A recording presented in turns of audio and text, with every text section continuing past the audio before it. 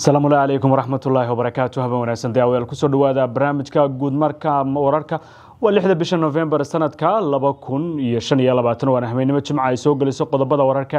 aan idiyahaynana waxa ugu door karoon dawladda Suuriya ayaa beenisay in Trump ay ka wada hadleen saldhig military oo ay ka siiso garoonka diyaaradaha ee magaalada Dimashq.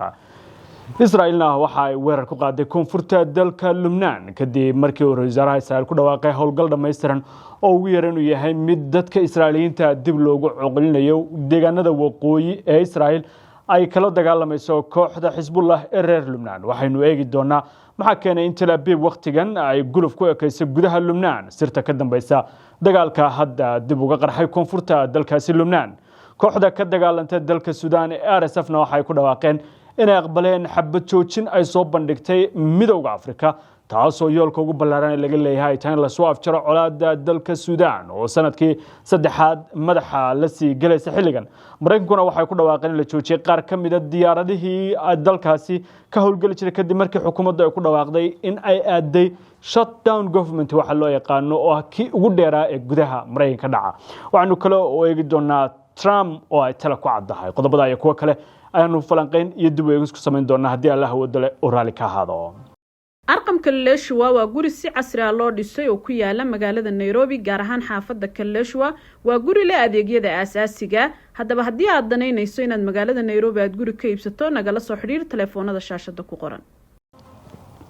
aynu ku bilaabanay Israa'iil ayaa duulaan xoog leh ku qaaday koonfurta dalka Lebanon. Ra'iisul Israa'iil Benjamin Netanyahu oo hadda uu gacanta kala soo baxay colaadii marinka Gaza ee xasuuq ka dhana bini'aadantinimada oo halkaas ka hirgalay ka wadayna labadii sano ee la soo dhaafay ayaa mar kale u muuqda inuu hadda u qalab qaatay duulaan kale oo uu ku galo koonfurta dalka Lebanon. Israa'iil ayaa maalmihii la soo dhaafay diyaar garow xoogan ugu jirtay sida ay u xaqiijin lahayd hadafka inay weerar ku qaado waqooyiga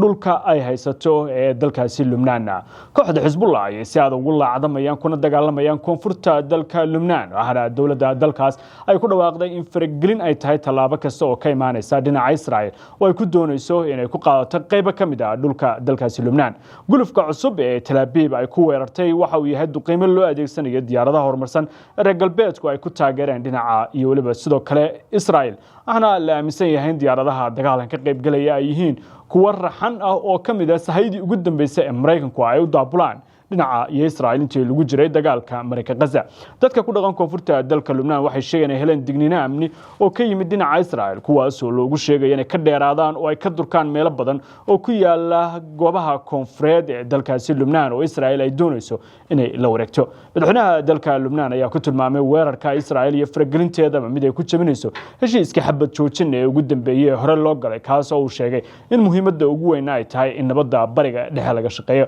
Ra'iisul Israa'iil Benjamin Netanyahu ayaa goorsi horreysay waxa uu sheegay in waajib uu ka saaran yahay dadka waqooyiga dhulka Israa'iil ay haysato ku dhaqan sidii looga badbaadin lahaa ugu yeeray gacanta argagixiso oo ah kooxda Hezbollah ee taageerada ka hesha dawladda Iran. Weeraradan waxay yihiin kuwa Israa'iil ku tilmaantay inay kaga hortagayso kooxda dalkaasi awoodda ku leh ee Hezbollah kuwaas oo muddooyinkii ugu dambeeyay ku jiray dib u habeyn ballaaran. Sidaanu toddobaadkan tabinay kooxdan ayaa gashay dib u habeyn ballaaran wixii ka dambeeyay markii la dilay kaadirkii 40 sano ee la soo dhaafay hogaaminayay oo ugu horeeyay Xasan Nasrullah Fuad al-Shukri iyo saraakiishii kala duwan ee folaadka u ahaa howlgallada military ee kooxdan ay waday 40 sano ee la soo dhaafay taasoo macnahan ka dhigan Hezbollah inay hadda aadayso waji cusub oo dirir colaadeeda. Naciim Qaasim ayaana ku dhawaaqay in tallaabo kasta oo ay ku xaqiijinayaan midnimadooda gudaha iyo difaaca dhulka koonfureed ee Lebanon uu yahay mid aysan haba yaraatee ka gurgurtami doonin. Laakiin janaalka 14aad ee Israa'iil ayaa hoosta ka xariiqay in ra'iisul wasaaraha Israa'iil uu ogaaday xog kama dambaysa oo la xiriirta in Hezbollah isku diyaarinayso duulaan ballaaran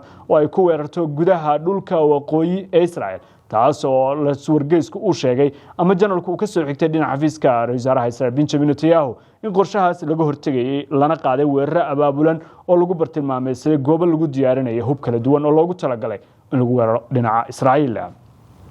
diyaaradaha Israa'iil ayaa sidoo kale lagu waramayaa in magaalada Beirut ee caasimadda dalka Lubnaan ay goordhow ka geysteen weerar kala duwan oo duqeymo ah oo ay ku bartilmaameedsadeen goobo ay ku sheegeen inay yihiin kaabayaasha dhaqaalaha ee kooxdani ay leedahay gaar ahaan goobaha bangiyada waxa kale oo la maqlay dhawaaq qarax oo ka dhacay koonfurta magaalada Beirut taas oo macnaheedu in la bartilmaameedsaday guriyo kooxdani madaxdeeda qaybo kamid ah ay ku shirsanaayeen waana goobihii Israa'iil ay sanadkii 2024 bishii Oktoobar ku qaarijay madaxdii ugu sareysay ee kooxdan oo Xasan Nasrullah uu foolaad waxa Xisbullah sanadkii hore waxa loo geystay jabhad xoogan waxaana laga dilay hogaamiyaashii kooxdan ugu sareeyay laakiin dib u gurasho iyo xeelad dagaal oo ay xabad joojin u qaateen kadib toddobaadkii hore waxay sheegeen inay qaadayaan tallaabooyin dhif iyo naadir ah waxayna sheegeen dib u saxeen gabi ahaanba jugti ka soo gaartay isbedelkii ka dhacay dalka Syria ee lagu diray ama xukunkii diktatorkii dadqalka ah ee Bashar al-Assad lagu soo gabagabeeyay kooxdu waxay sheegtay in dib ay u heleen marin ammaan oo hubka Iran uu soo maro taas oo ay ku sifeeyeen inay tahay mid ay kaga soo kabteen dhammaan jabkii soo gaaray digninaha Israa'iil u dirtay dadka ku dhaqan koonfurta Lubnaan waxay ahaayeen kuwii ugu horeeyay ee aagaas ay u dirto sanadkii 2024 wixii ka dambeeyay marka ay dhaqan gal noqotay xabad joojin la aaminsan yahay in dhinaca Xisbullah ay si degdeg ah u qaadatay dhinaca dalka Syria hadii ay nuugnana kooxda taageerada ka heli jirtay dhinaca Mareykanka ee Qasad oo ah koox Turkiya oo ku xoogan waqooyiga dalka Syria ayaa sheegtay inay ka fakarayso suurtagalnimada heshiis iyo wada hadal ay la gasho xukunka uu hogaamiyo أحمد الشارع ومحمد الجولاني وترى dalkaasi la wareegay subaxii 8 December sanadkii 2024 markii la bacsaday diktatorkii dalkaasi xukumayay muddadii la soo dhaafay ama xisbul bacadkii Asad ee 54 sano jirka lagu soo gabagayay cimrigiisa siyaasadeed Qasad waxay taageero xooggan ka heli jirtay Mareykanka iyo reer galbeedka gaar ahaan Faransiiska iyo Mareykanka waxayna gacanta ku haysay waqooyiga dalka Syria ceelasha shidaalka iyo agaga muhiimka dadaal xoog leh oo ay qayb ka ahaayeen midowga Yurub gaar ahaan Faransiiska oo horbodayo Emmanuel Macron ayaa dhawaan meel mar noqon waayay markii kooxdan shuruudo adag ay ku xirtay inay qayb ka noqoto ciidanka qaran ee dalkaasi uu yeelanayo Qasad oo aan hadda haysan taageeradii iyo garab istaagii ay ka heli jirtay reer galbeedka markii ay dhisnayd xukunkii Bashar al-Assad ayaa qool dareynaysa inay aado maalmo ay dib mustaqbalkeeda ugu qaabeynayso Mareykanku waxay ku dadaalayaan sida ay meel mar uga dhigi lahaayeen ajandaha siyaasadeed iyo kan amni ee ay ka leeyihiin Syria hogaamiyaha dalkaasi ugu sareeya Ahmed al-Sharicna waxa uu socdaa Trump iyo aqalka cad si uu halka ugula kulmo madaxweynaha Mareykanka Donald J Trump oo ay ka wada hadli doonaan sida dhinacyadu iskaashi ay u yeelanayaan wuxuuna doonayaa in laga qaado cunaqabateynaha maaliyadeed iyo kuwa maalgashi ee dalkiisa saaran Ahmed Shardawaan waxa uu diiday in dalkiisa la siiyo gargaar iyo mucaawimad dib loogu qaabeynayo aanu sheegay in gargaar uusan doonayo dib u dhis iyo maalgashi dalkiisa lagu sameeyo shirkadaha reer Yurub ayuu qool dareynayaa inuu ka helo maalgashi ugu ballaaran laakiin cunaqabateynta saaran ayaa waxa ugu weyn ee xadidaysa goobaha kooxda Qasad ay ku sugan tahay waxa ay doonaysaa in iyadu ay si maamusho oo gacanta ku hayso Syria waxay noqotay meel caalamku haata si gaar ah u danaynaya tiyo Mareykanka iyo Ruushkuba ay dareemayaan in saameyntooda halkan ay qolo kasta gaar u doonayso inay xaqiijiso Ahmed al-Sharci iyo xukunkiisu waxay qool daranayaan fariimgelinta reer galbeedka iyo bariga inay isku hayaan iyadoo oo dhawaan u tagay dalka Saudi Arabia hogaamiyaha dalka Syria oo kala hadlay Mohammed bin Salman oo isna aqalka 18 bishan u socda sidoo meel mar uga dhigi lahayn fariintiisa gaasiyo dhinaca Donald Trump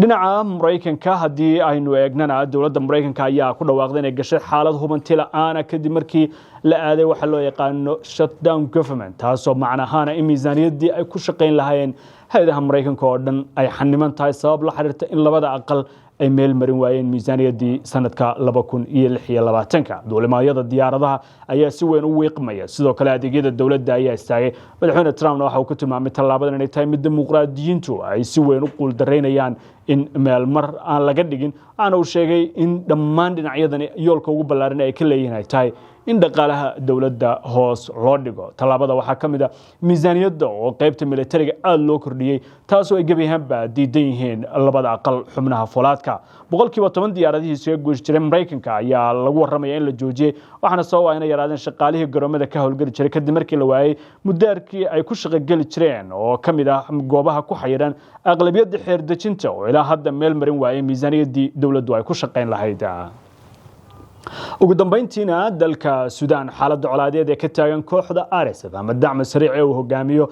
General Mohammed Hamdan Dagalo Hamiti ayaa ku dhawaaqday inay diyaar u yihiin heshiis xabad joojina oo lagu doonayo in gebi ahaanba lagu soo afjaro dagaalka dalkaas ka taagan iyo waliba mid degdeg ah oo dadka magaalada Al-Fashir ku sugan lagu gaarsiinayo gurmadkii ugu horeeyay iyadoo oo qaramada midoobay ay sheegtay in diyaar u tahay in halka u gurmato oo dadka magaaladan ku dhibaataysan la gaarsiyo gargaarka loo baahan yahay kooxdan waxa ay ku dhawaaqday in ay u hogaansatay baaqi ka yimid wadamada dariska la ah dalkaas oo ay ku jirto Masar iyo Midowga Afrika oo hadda ku hawlan sidii looga dhamayn lahaa wadajir in dhinacyada ama generaalada talada Suudaan ku hardimaya ay go'aan midaysan u gaaraan wadooyinka la soo dhaafay Mareykanka ayaa ka shaqeynayay hindisan nabdeed oo la doonayo in la isku horfariisiyo generaalada talada kala boobay ee Xamdaan Dagaalo iyo General Cabditax Al-Burhaan labadii saaxiib ee xukunka ku dagaalamay laakiin dhinaca Burhaan ayaa ku adkaysanaya inay doonayaan in ugu dambeyn talada oo dhan iyaga looga dambeeyo wadahadal toddobaadka hore la filayo in magaalada Qaahira ku dhex maro wakiilo labada dhinac ka socota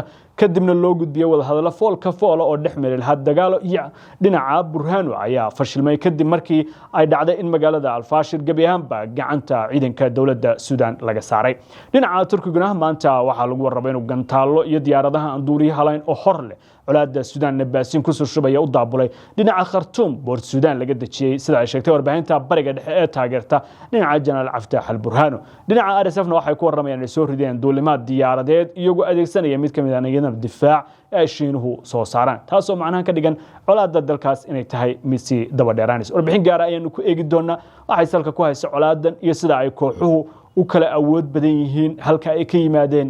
iyo boobka xukun ee ay labada generaal isku qabsadeen halka uu ka soo tafiirmay ku soo dhawow Daarul Asnaan Dental Clinic xarunta daryeelka ilkaha oo tayo sare leh war farxad leh adeegyada casriga oo ay ka mid tahay beerista ilkaha ayaa hadda diyaar ah Hindiya inaad aad uma baahnid Garowe iyo Boosaaso aad ka heli kartaa ilkaha maqan Daarul Asnaan Dental ayaa ku haya hal waar oo caafimaad leh